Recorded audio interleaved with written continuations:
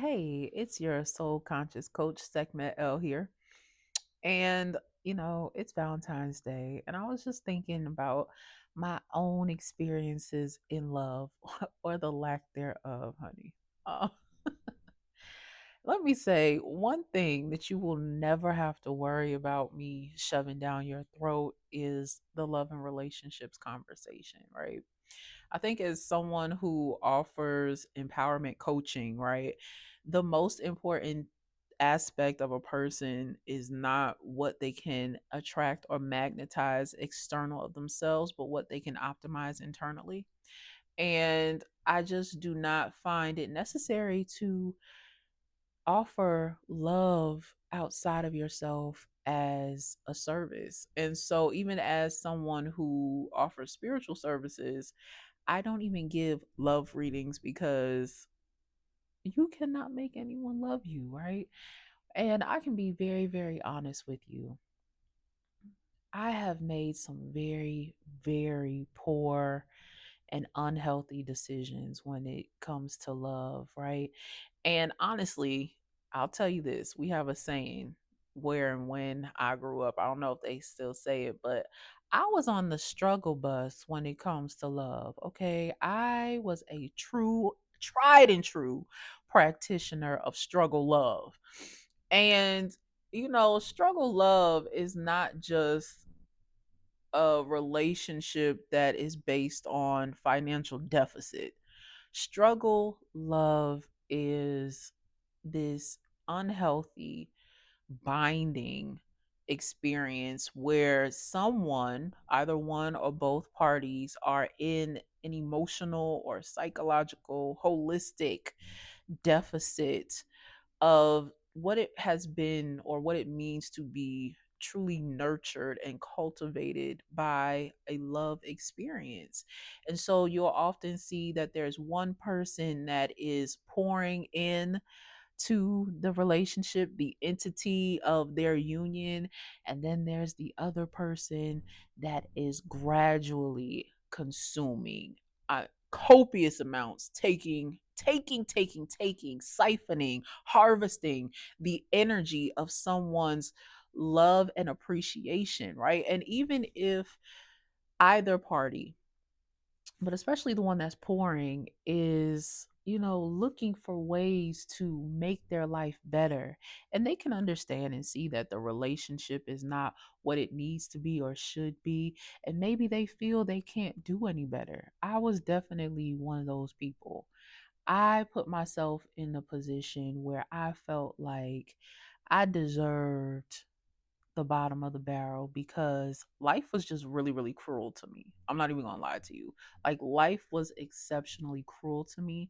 And I was very happy for crumbs. I was very happy for bare minimum because I just thought that's what my alignment path said. Like, I just have to receive the worst of people because maybe God wanted me to make them better.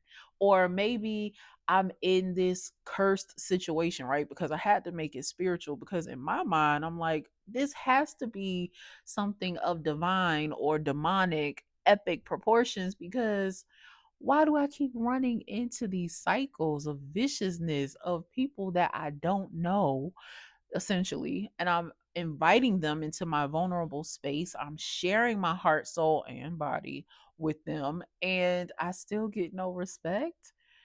I still don't get any appreciation, devotion. So I thought that maybe God was cursing me. And to an extent, I still feel like some of those situations was like, had to have been God saying, girl, sit your ass down. And I just thought that if I could prove to God that I could make this relationship better, then God would, lean up off me and say, you know what, you do deserve love. You do deserve to be a mother and have your own family, and I'll grant that to you. Ding. That never happened. That never happened. And so I kept being progressive in struggle love because I did not know that the effort that I was putting into someone else was really the medicine that I was supposed to be pouring into myself. I was struggling in love and relationships because I was struggling with love of myself and the relationship with myself. I was a people pleaser. I would go out of my way to make sure that other people felt loved and accommodated by being in my space, not realizing until January 2025 that there's a dynamic called the narcissist and the empath, and just how much people will parasitically feed off of pure intentions. Why am I sharing this? I'm sharing this because I see a lot of women and men, let's just be honest, wicked people, cruel people, they are going to hurt people as much as they can because they will always find a way to deflect off of their own chaos, right? And put it on someone else that they know will take it and make something beautiful out of their darkness. You know what I mean? And I'm just tired of seeing so many people create a life of deterioration and depression and denial of their higher self because there's a misunderstanding in how amazing and marvelous you are. And it's truly what it is. You don't know how beautiful you really are despite it all. In spite of the things that have led you to where you are, and you didn't realize that you can make decisions of higher accountability for yourself, that you can develop a strategy for you to ascend and progress. I didn't know these things were real.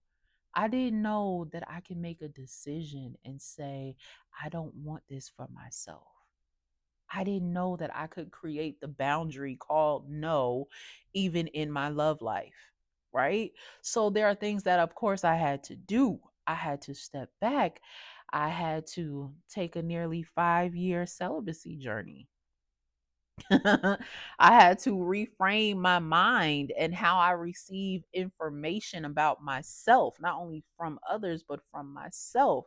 How do I see God? What is the divine for me? How do I define all of that? And it might seem minuscule, y'all, but it's true because when you see God in a certain lens, whether you believe it or not, you reflect that same interpretation subconsciously, and that becomes your behavior about yourself, right? So the highest relationship you can have is your interpretation of the divine, no matter what it is, whether it's church hurt, whether it's, Abrahamic restrictions, this or that.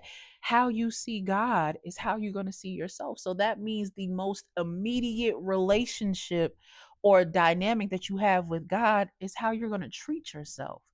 And when you think higher about yourself, when you believe higher about yourself, then you can pull yourself out of struggle love and you can begin to excel. Now, I will be honest. After 5 years of celibacy, I still found myself in a bit of a conundrum and a healthy in a healthy unhealthy situation.